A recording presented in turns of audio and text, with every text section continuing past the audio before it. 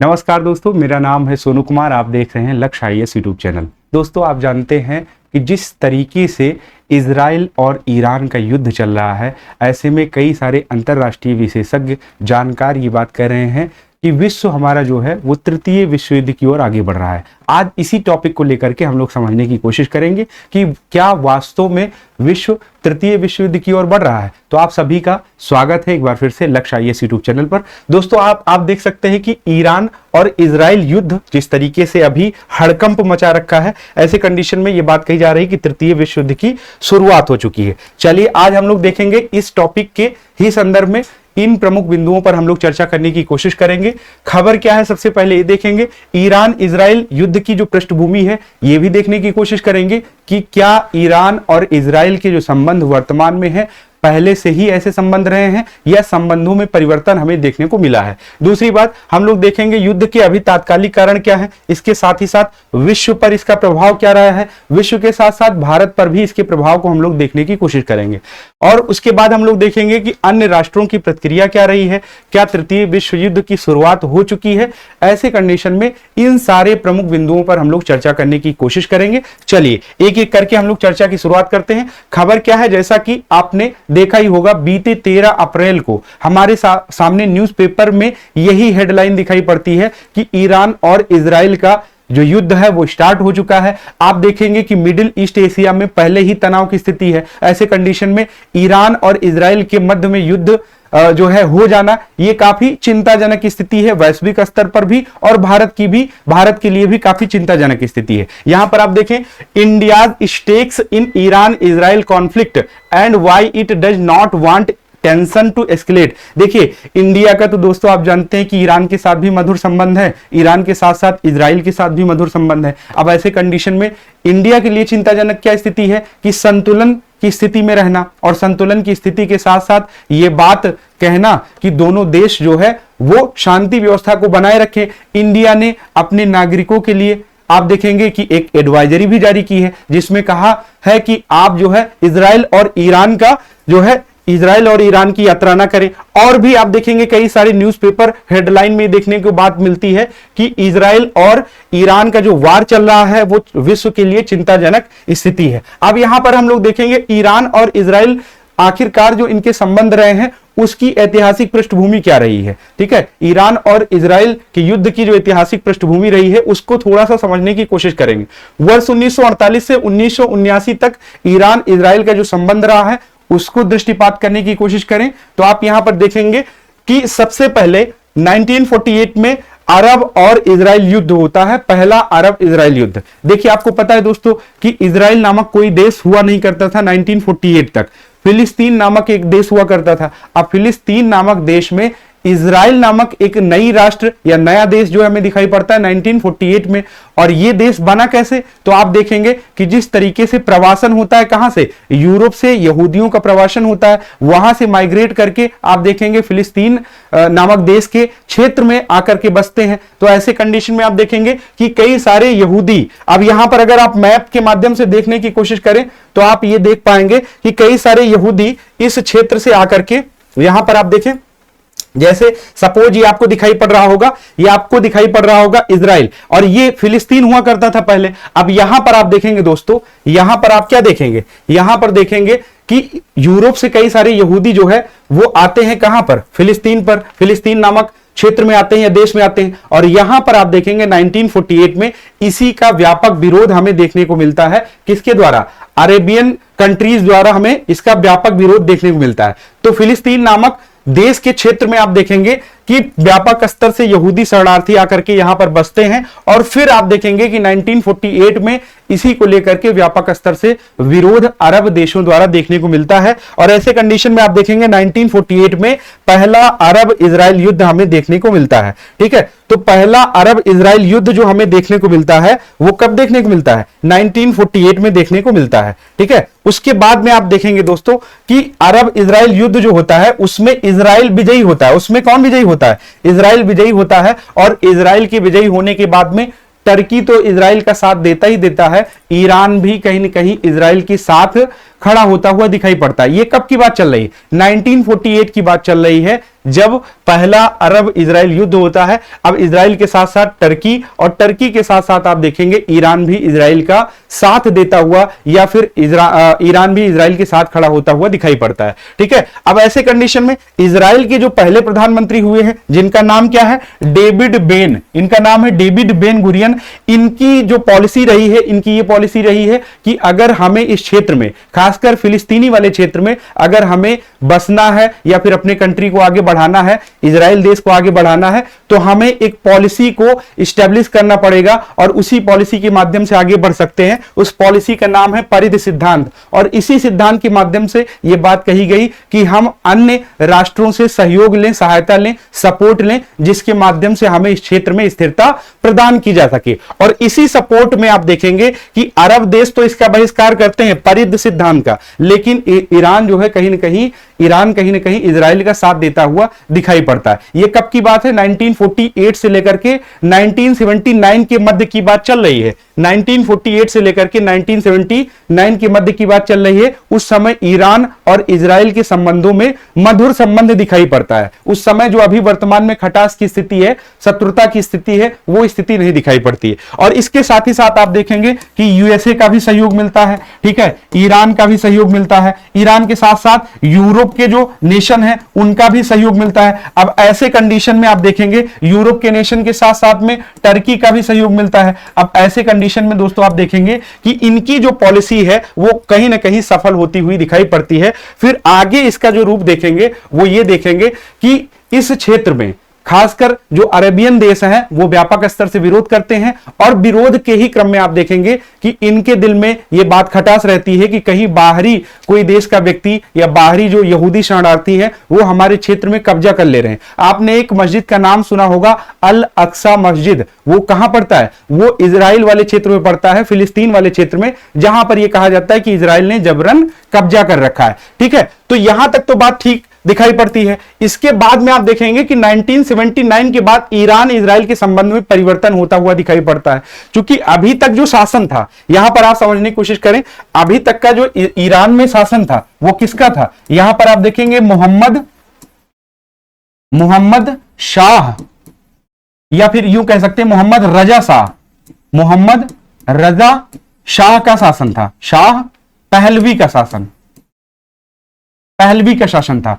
यहां पर दोस्तों आप देखेंगे मोहम्मद रजा शाह पहलवी की जो नीतियां रही हैं वो इजराइल के साथ मधुर नीतियां रही हैं, इजराइल के साथ जो है साझेदारी वाली रणनीतियां रही। अब ऐसे कंडीशन में क्या हुआ कि 1979 में यहां पर ईरान में देखेंगे इस्लामी क्रांति होता है। 1979 में ईरानी क्रांति होता है, और ईरानी क्रांति में दोस्तों आप देखेंगे कि यहां पर शिया मुस्लिम शासक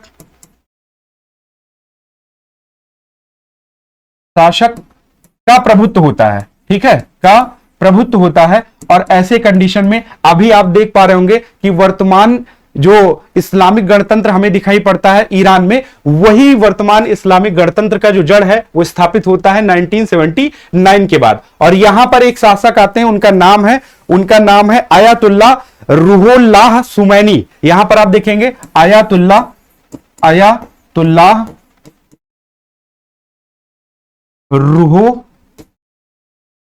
रूहुल्लाह खुमैनी। ठीक है, इनका शासन आता है, और इनके शासन के बाद से आप देखेंगे कि इजराइल के प्रति जो दृष्टिकोण है ईरान का वो बिल्कुल बदल जाता है। और यहां पर इजराइल को एक प्रकार से घुसपैठी देश के रूप में ये सामने प्रकट करते हैं, घुसपैठी देश मानते हैं। तो इजराइल के प्रति का जो दृष्टिकोण है वो चेंज हो जाता है। ठीक है, धार्मिक राज्य की स्थापना ईरान में हो जाती है, और ईरान में धार्मिक राज्य की स्थापना के बाद ही आप देखेंगे कि जिस तरीके से इजराइल के प्रति जो रणनीतियां हैं, जो नीतियां हैं ईरान की, वो बदल जाती हैं। और बदलने के बाद में फिर आप देखेंगे कि इजराइल और ईरान के मध्य में जो संबंध है वो तनाव की स्थिति में हो जाती है। ठीक है, छद्मवार जो है स्टार्ट हो जाता है। तो यहां पर आप देखेंगे इजराइल के प्रति शासन का दृष्टिकोण बदल जाता है, और इनको खासकर इजराइल को फिलिस्तीनी भूमि पर कब्जा करने वाला देश घोषित किया जाता है। यहीं पर आप देखेंगे कि ईरान के जो शासक हैं, मैंने आपको बताया कि ये शासक इजराइल को क्या घोषित करते हैं, इजराइल को ये कहते हैं, ईरान के शासक जो है, जो अभी इस्लामी गणतंत्र के अंतर्गत दिखाई पड़ता है, ईरान के जो शासक हैं, ईरान के शासक खासकर खुमैनी, ठीक है, आयतुल्ला, जैसे ईरान के जो शासक होते हैं उनको आयतुल्ला कहा जाता है। ठीक है, तो खुमैनी द्वारा क्या बात कही जाती है कि इजराइल जो है वो छोटा शैतान है। इजराइल क्या है, वो छोटा शैतान है, क्योंकि वो हमारे क्षेत्र में कब्जा कर रखा है। इजराइल को छोटा शैतान, और वही यूएसए को आप देखेंगे कि बड़ा शैतान। यूएसए को बड़ा शैतान मानने लगते हैं, क्योंकि ये दोनों देश मिलकर के कहीं ना कहीं जो मुस्लिम राष्ट्र हैं उनके क्षेत्र में अतिक्रमण करने की स्थिति में दिखाई पड़ते हैं। ठीक है, तो अब देखेंगे कि 1979 के बाद में ईरान और इजराइल के मध्य में जो संबंध की स्थिति है वो गड़बड़ होती हुई दिखाई पड़ती है। लेकिन आप देखेंगे कि प्रत्यक्ष कार्यवाही तो हमें नहीं दिखाई पड़ता इन दोनों देशों के मध्य में, लेकिन छद्म वार की स्थिति जरूर दिखाई पड़ती है। छद्म वार की बात करें तो एक दूसरे के सामने ना करके अप्रत्यक्ष रूप से एक दूसरे के ऊपर हमला करने जैसी स्थिति दिखाई पड़ती है। तो यहां पर आप देखेंगे कि वर्ष 2010 में यूएसए और इजराइल ने मिल करके एक कंप्यूटर वायरस बनाया था, जिसका नाम था, कंप्यूटर वायरस का नाम था स्टक्सनेट। अब इस कंप्यूटर वायरस की ही मदद से आप देखेंगे कि ईरान के नटांज नामक परमाणु स्थल पर यूरेनियम संवर्धन सुविधा पर हमला करते हैं। कौन, यूएसए और इजराइल के जो खुफिया एजेंसियां हैं वो इस क्षेत्र पर हमला करती हैं, और इसी के जवाब में आप देखेंगे कि ईरान भी आतंकवादी समूहों को वित्त पोषण करने लगता है, समर्थन देने लगता है, और आप देखेंगे इजराइल के आसपास क्षेत्रों में कहीं ना कहीं आतंकवादी गुटों का जमेला लगा देता है। अब यहां आतंकवादी गुटों के जमेला की बात करें तो लेबनान में हिजबुल्लाह हमें दिखाई पड़ता है, जिसका समर्थन कौन करता है, जिसका समर्थन ईरान करता है, ईरान वित्त पोषण करता है। ठीक है, और वहीं आप देखेंगे गजा में जो है, गजा में आप हमास देखेंगे। तो अभी इजराइल हमास के मध्य में जो स्थिति है, युद्ध की स्थिति है, चल ही रहा है इजराइल हमास का युद्ध। तो ऐसे में आप कह सकते हैं कि अप्रत्यक्ष रूप से ईरान और इजराइल के मध्य में युद्ध चल रहा है। प्रत्यक्ष रूप से तो अब युद्ध की स्टार्टिंग हुई है, लेकिन अप्रत्यक्ष रूप से युद्ध की स्टार्टिंग की बात करें तो गजा में हमास और आप देखेंगे जो है इजराइल के मध्य में जो युद्ध की स्थिति है वो कहीं न कहीं ईरान और इजराइल के मध्य युद्ध की स्थिति से टैली करता है। तो ईरान भी अपने स्तर से अप्रत्यक्ष रूप से जोर देता रहा, प्रत्यक्ष रूप से अभी कार्रवाई हमें दिखाई पड़ती है। तात्कालिक कारण की बात करें तो आपने न्यूज़पेपर में पढ़ा ही होगा, तात्कालिक कारण में हमें 1 अप्रैल को देखेंगे कि सीरिया में ईरान के दूतावास पर, वाणिज्यिक दूतावास पर इजराइल द्वारा हमला किया जाता है। तो प्रत्युत्तर में आप देखेंगे कि ईरान ने भी क्या किया, ईरान ने भी 13 अप्रैल को इजराइल के क्षेत्र में जो है व्यापक स्तर से रॉकेट दागे, ड्रोन दागे। ठीक है, वहां पर भी उन्होंने प्रत्युत्तर में हमला किया। तो आप ऐसे कंडीशन में देखेंगे कि इजराइल जो है, ईरान जो है ऑपरेशन ट्रू प्रॉमिस भी चलाता है, और इसी ऑपरेशन ट्रू प्रॉमिस के माध्यम से ये कहते हैं कि भाई हमने प्रॉमिस किया है कि अगर हमारी संप्रभुता की रक्षा या हमारी संप्रभुता का सम्मान आपने नहीं किया तब हम भी आपकी संप्रभुता का सम्मान नहीं करेंगे। क्योंकि किसी भी देश के वाणिज्यिक दूतावास पर या एम्बेसी पर हमला करना उस देश के ऊपर हमला करने के बराबर होता है। तो आप यहां पर देखेंगे कि अब डायरेक्टली ईरान और इजराइल का वार स्टार्ट हो चुका है। अब यहां पर देखने की कोशिश करते हैं कि विश्व पर इसका प्रभाव क्या होगा। अगर विश्व पर इसके प्रभाव की बात करें तो जैसा कि आर्थिक प्रभाव हमें व्यापक स्तर से देखने को मिलता है। देखिए, अगर इसकी जियोग्राफिकल लोकेशन की बात करें दोस्तों, तो इनकी जो ज्योग्राफी है, जो अभी दोनों देश लड़ रहे हैं, इनकी जो ज्योग्राफी है वो काफी मायने रखती है। इनकी जो ज्योग्राफी है वो काफी मायने रखती है आर्थिक नीतियों को डिसाइड करने में, व्यापारिक गतिविधियों को डिसाइड करने में। अगर यहां पर आप देखें कि इनकी ज्योग्राफी हमें क्या दिखाई पड़ती, देखिए यहां पर ईरान है, और ईरान को पहले दोस्तों अगर आप प्राचीन काल की बात करें तो इसको फारस नामक देश के रूप में जाना जाता है। ये पर्सियन गल्फ है, यहां पर आप देख पा रहे होंगे कि ये जो है पर्सियन गल्फ है। ठीक है, और यहां पर ईरान कह रहा है कि हम आगामी समय में इस वाले क्षेत्र को, पर्सियन गल्फ या फारस की खाड़ी का जो क्षेत्र है, इसको हम ब्लॉक कर देंगे। और यहां पर दोस्तों आप देखेंगे कि अगर ब्लॉक हो जाएगा तो इन देशों से जो हमें सामान की आपूर्ति दिखाई पड़ती है, यूएई से, ठीक है, या फिर बहरीन से, कुवैत से, तो आप देखेंगे इन देशों से जो हमें गुड्स या फिर और भी जो तेल वगैरह हम लोग आयात करते हैं, इंपोर्ट करते हैं, वो कहीं ना कहीं ठप होता हुआ दिखाई पड़ेगा। तो हमें सबसे पहली हानि आर्थिक रूप से क्या दिखाई पड़ेगी, अगर हम लोग ऊर्जा को सप्लाई कर रहे हैं तो ऊर्जा संकट की समस्या दिखाई पड़ेगी। दूसरी, हमें व्यापारिक संकट के ही अंतर्गत दूसरी बात क्या दिखाई पड़ेगी, हमें कहीं ना कहीं तेल संकट की स्थिति, ऊर्जा में ही तेल संकट आप बोल सकते हैं, तेल संकट की स्थिति। ठीक है, खाद्य आपूर्ति में बाधा होगी। ठीक है, खाद्य आपूर्ति बाधित होगी। ठीक है, तो इस तरीके के संकट हमें देखने को मिल सकते हैं। तो इसी वजह से अभी कहा जा रहा है कि आर्थिक प्रभाव इसका व्यापक हो सकता है। भारत के साथ तो इसके व्यापक आर्थिक हित जुड़े ही है। भारत के साथ आप देखेंगे कि व्यापारिक बाधा काफी उत्पन्न हो सकता है। तो भारत के साथ आप देखेंगे कि व्यापारिक जो है अस्थिरता की स्थिति हो सकती है। चलिए आगे हम लोग देखने की कोशिश करते हैं कि और कौन कौन से पॉइंट हमारे सामने। तो यहां पर आप देखेंगे, यहां पर देखिए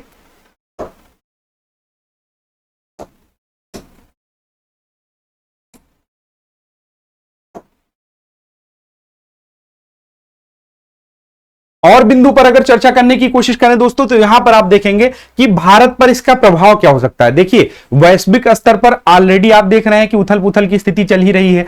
हमारे लिए जरूरी क्या है, हमारे लिए वैश्विक स्तर पर जो प्रभाव पड़ेगा वो तो जानना जरूरी है। हमारे एग्जामिनेशन के दृष्टिकोण से आप देखें तो भारत पर प्रभाव क्या पड़ सकता है उसको जानना जरूरी है। सबसे पहले आप देखेंगे कि ये एक नया संघर्ष पूरे मध्य पूर्व को अस्थिर कर देगा, क्योंकि मध्य पूर्व में ऑलरेडी टेंशन की स्थिति है। ठीक है, इजराइल और हमास के मध्य में युद्ध की स्थिति बनी हुई है। तो ऐसे कंडीशन में एक नए देश के साथ, ठीक है, और नए देश के साथ युद्ध की स्थिति बनना यह हमारे लिए चिंताजनक बात है, जिसका सीधा असर भारत पर पड़ेगा।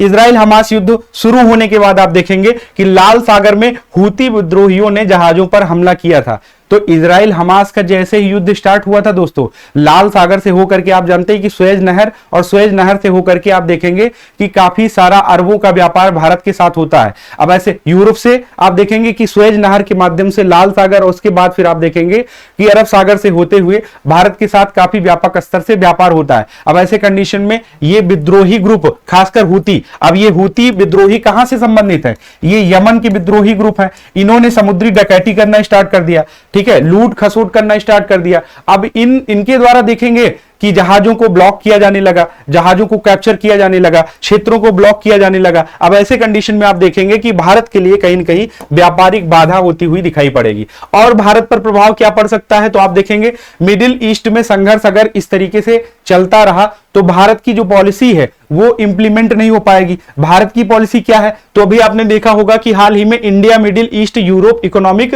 कॉरिडोर एक पॉलिसी, एक प्रोजेक्ट लागू किया गया था, घोषित किया गया था भारत के द्वारा। अब ये India middle east economic corridor जो प्रोजेक्ट है उसके कार्य में कहीं न कहीं देरी होती हुई दिखाई पड़ेगी। और इसी के माध्यम से भारत के द्वारा ये बात रखी गई थी कि हम जो है मिडिल ईस्ट से होते हुए यूरोप तक अपनी कनेक्टिविटी को बढ़ाएंगे। अभी हम यूरोप जाने के लिए क्या करते हैं, या तो हम देखेंगे कि मध्य एशिया से होकर के जाते हैं, या तो हम मध्य एशिया से होकर के जाते हैं। तो वो रूट तो अभी है नहीं, वो रूट तो संभव है नहीं, क्योंकि उसमें देखेंगे ट्रांसपोर्ट कॉस्ट भी अधिक लगेगा। अभी हम लोग यहां से जाते हैं, अफ्रीका के दक्षिणी हिस्से से घूम करके जाते हैं, ठीक है, या फिर आप देखेंगे हम लोग जाते हैं सुएज कनाल से होकर के, ठीक है। लेकिन यहां पर जो कनेक्टिविटी की बात की गई है वो India middle east Europe economic connectivity की बात की गई है, कॉरिडोर की बात की गई है कि इसके माध्यम से आर्थिक गतिविधि को और मजबूत करेंगे, ठीक है। और दूसरी बात, अब ये इस कार्य में देरी हो सकती है। दूसरी बात क्या है, इस युद्ध के शुरू होने के बाद भारत की मिडिल ईस्ट की जो रणनीति है वो खतरे में पड़ सकती है, क्योंकि मिडिल ईस्ट के नेशन के साथ भारत के संबंध ठीक है। यूएई के साथ भी भारत का व्यापार आप देखेंगे लगभग तीसरे चौथे नंबर पर है। सऊदी अरबिया के साथ देखेंगे भारत का व्यापार चलता ही रहता है, ठीक है। और उसके बाद में आप कुवैत के साथ देखेंगे भारत तेल मंगाता ही है। तो मिडिल ईस्ट के जो नेशन है उनके साथ भारत के संबंध अच्छे हैं, और इस बात को लेकर के भारत सरकार जोर देती रही है कि मिडिल ईस्ट की जो रणनीति है उसमें कहीं कोई कमी नहीं होनी चाहिए। अब ऐसे कंडीशन में अगर मिडिल ईस्ट में ही उथल पुथल की स्थिति रहेगी तो फिर भारत की जो मिडिल ईस्ट स्ट्रेटेजी है वो कहीं ना कहीं खतरे में होती हुई दिखाई पड़ेगी। हाल के वर्षों में भारत ने एक मजबूत मध्य पूर्व रणनीति बनाई थी, वो कहीं ना कहीं इंप्लीमेंट होती हुई नहीं दिखाई पड़ेगी। इजराइल के साथ साथ मुस्लिम देशों के साथ इसके मजबूत आर्थिक और रक्षा संबंध है। ईरान के साथ भी आप देखेंगे, इजराइल के साथ तो अच्छे संबंध भारत के है ही हैं, ठीक है, क्योंकि इजराइल हमें कई सारी टेक्नोलॉजी को देता है। एग्रीकल्चर सेक्टर में टेक्नोलॉजी आप देखेंगे इजराइल के द्वारा दिया जा रहा है। आप डिफेंस सेक्टर में भी देखेंगे इजराइल के द्वारा टेक्नोलॉजी दिया जा रहा है। उसी के साथ साथ आप देखेंगे जो मध्य पूर्व के जो राष्ट्र हैं, मुस्लिम राष्ट्र हैं, उनके साथ भी हमारी आर्थिक स्थिति, व्यापारिक स्थिति जो है सही है, मधुर है। तो ऐसे कंडीशन में हमें दोनों के साथ संतुलन की अवस्था में चलना है। तो अगर ये युद्ध की स्थिति रही तो ये हमारे लिए काफी चिंताजनक स्थिति रहेगी। अब यहां पर देखें मध्य पूर्व में स्थिरता के कारण I2U2 जैसा कि आप जानते हैं, इसमें इंडिया शामिल है, ठीक है, इजराइल शामिल है, यूएसए शामिल है और यूएई शामिल है। अब ये जो I2U2 का कॉन्सेप्ट है, ये भी कहीं ना कहीं आप देखेंगे कि जो पार्टिसिपेशन की बात की गई थी, इसमें भी कमी आपको दिखाई पड़ेगी, ठीक है। तो ऐसे कंडीशन में ये भी इंप्लीमेंट नहीं हो सकेगा। इजराइल हमास के युद्ध के बाद भारत को बैलेंस बनाने में काफी मुश्किल का सामना करना ही पड़ रहा है, क्योंकि आप देखेंगे कि भारत फिलिस्तीनियों का भी समर्थन करता है, तो भारत इजराइल के पक्ष में भी अपनी बात रखता है। भारत तो बैलेंस के साथ काम कर, भारत की जो रणनीति है वो एक प्रकार से आप देखेंगे कि बैलेंसवादी, या फिर आप कहेंगे कि एक प्रकार से मिडिल वाली स्थिति है, ठीक है। तो ऐसी कंडीशन में भारत के लिए जो है वो काफी चिंताजनक स्थिति है। अब यहां पर देखें अन्य राष्ट्रों की प्रतिक्रिया क्या है। अन्य राष्ट्रों की प्रतिक्रिया की बात करें तो यहां पर देखेंगे Canada and other G7 Nations strongly condemned Iran attack on Israel. जो G7 नेशन है उसके अंतर्गत आप देखेंगे कनाडा है, यूएसए है, यूके है, फ्रांस है, जापान है, ठीक है। ये सारे राष्ट्र तो आप देखेंगे कहीं ना कहीं इजराइल का सपोर्ट करते हुए नजर आएंगे ही। साथ ही साथ यूनाइटेड नेशन की बात करें तो यूनाइटेड नेशन में अभी किसका प्रभुत्व दिखाई पड़ता है, यूएसए का। तो यूएसए आप देखेंगे इजराइल का सपोर्ट करता है, तो यूएसए किसका पक्ष लेगा, इजराइल का पक्ष लेगा। अन्य राष्ट्रों की बात करें तो यूरोपीय संघ है, वो भी कहीं ना कहीं आप देखेंगे इजराइल के ही पक्ष में खड़ा होता हुआ दिखाई पड़ता है। तो ऐसे कंडीशन में अन्य राष्ट्रों की जो प्रतिक्रिया है वो आप देखेंगे कि ईरान के विरुद्ध दिखाई पड़ती है और इजराइल के साथ दिखाई पड़ती है। अब यहां पर जो क्वेश्चन है इस सेशन का जो मेन मुद्दा है कि क्या तृतीय विश्व युद्ध स्टार्ट हो चुका है, क्या हम लोग तृतीय विश्व युद्ध के कगार पर हैं। तो अभी आप लोग देखने की कोशिश करें कि क्या इसका आकलन जो है हम लोग तृतीय विश्व युद्ध की ओर देख पा रहे हैं कि नहीं देख पा रहे हैं। यहां पर प्रथम विश्व युद्ध के बारे में बात करेंगे संक्षिप्त में। तो आप देखिए मित्र देशों और केंद्रीय शक्तियों के मध्य में युद्ध होता है प्रथम विश्व युद्ध में, और ऐसे कंडीशन में आप देखेंगे प्रथम विश्व युद्ध की बात करें तो 1914 से लेकर के 1914 से लेकर के 1918 में प्रथम विश्व युद्ध की घटना होती है। और इसमें आप देखेंगे मित्र देशों में फ्रांस, रूस, ब्रिटेन जैसी जो शक्तिशाली देश हैं वो शामिल थे। और इसके साथ साथ आप देखेंगे कि केंद्रीय शक्तियों में जर्मनी, ऑस्ट्रिया हंगरी, ऑटोमन साम्राज्य जिसको अभी वर्तमान में टर्की देश के अंतर्गत माना जाता है, ठीक है, ये सारे देश शामिल थे। अब ऐसे कंडीशन में आप देखेंगे कि प्रथम विश्व युद्ध जो है होता है और दो ध्रुवों में राष्ट्र बटा हुआ था, दो गुटों में या दो ध्रुवों में राष्ट्र बटा हुआ था। अभी के वर्तमान सिचुएशन को भी हम लोग देखने की कोशिश करेंगे कि किस तरीके से दो ध्रुवों में राष्ट्र बटा हुआ दिखाई पड़ रहा है। तो अभी हम लोग इसके कारण की बात करें तो कई सारे प्रथम विश्व युद्ध के कारण दिखाई पड़ते हैं, जिसमें से एक कारण अगर प्रमुख कारण की बात करें तो जर्मनी की विस्तारवादी नीति हमें दिखाई पड़ती है, ठीक है। वही द्वितीय विश्व युद्ध की बात करें तो वही हमें दो प्रतिद्वंदी गुट दिखाई पड़ते हैं। मित्र राष्ट्र के अंतर्गत फ्रांस, ग्रेट ब्रिटेन, यूएसए दिखाई पड़ता है, सोवियत संघ भी दिखाई पड़ता है। धुरी शक्तियों के अंतर्गत हमें जर्मनी, इटली और जापान दिखाई पड़ता है। तो यहां भी द्वितीय विश्व युद्ध का जो डेट रहा है वो 1939 से लेकर के 45 तक दिखाई पड़ता है। तो यहां पर भी आप देखेंगे कि दो गुटों में राष्ट्र दिखाई पड़ते हैं, विश्व दो गुटों में दिखाई पड़ता है। 1939 से लेकर के 1945 तक जो है द्वितीय विश्व युद्ध चला, और 1945 में ही दोस्तों आप जानते हैं कि यूएसए ने जापान पर अटैक कर दिया था, ठीक है, बम जो है छोड़ दिया था नागासाकी और कहां पर, नागासाकी और हिरोशिमा पर बम छोड़ दिया था। तो द्वितीय विश्व युद्ध की घटना में भी आप देखेंगे कि दो ध्रुवों में राष्ट्र बटा हुआ दिखाई पड़ता है, विश्व बटा हुआ दिखाई पड़ता है। अब क्या तृतीय विश्व युद्ध की शुरुआत हो चुकी है या फिर कुछ वैसा परिदृश्य हमें दिखाई पड़ रहा है, इसको थोड़ा सा हम लोग इसकी आकलन करने की कोशिश करते हैं। देखिए यूरोप से लेकर के मध्य पूर्व तक अशांति और अस्थिरता का दौर चल रहा है पूरा। आप अभी देखें कि यूएसए का आप देखें कि रसिया और यूक्रेन का वार चल ही रहा है, ठीक है, रसिया यूक्रेन का वार चलते हुए लगभग 2 वर्ष बीत चुके हैं। अब ऐसे कंडीशन में इजराइल हमास का युद्ध चल रहा है, इसको लगभग 6 महीने हो चुके हैं, ठीक है। और दूसरी बात यहां पर देखें आर्मेनिया, और बीते कुछ समय में आप देखेंगे, पहले देखेंगे तो आर्मेनिया और अजरबैजान का युद्ध हो चुका है, ठीक है। अब ऐसे कंडीशन में आप देखेंगे दोस्तों कि इजराइल हमास का युद्ध, रूस यूक्रेन का युद्ध, आर्मेनिया और अजरबैजान का युद्ध, ठीक है। और अभी वर्तमान में अगर एशिया की तरफ ध्यान देने की कोशिश करें तो पाकिस्तान ईरान का टेंशन बना रहता है।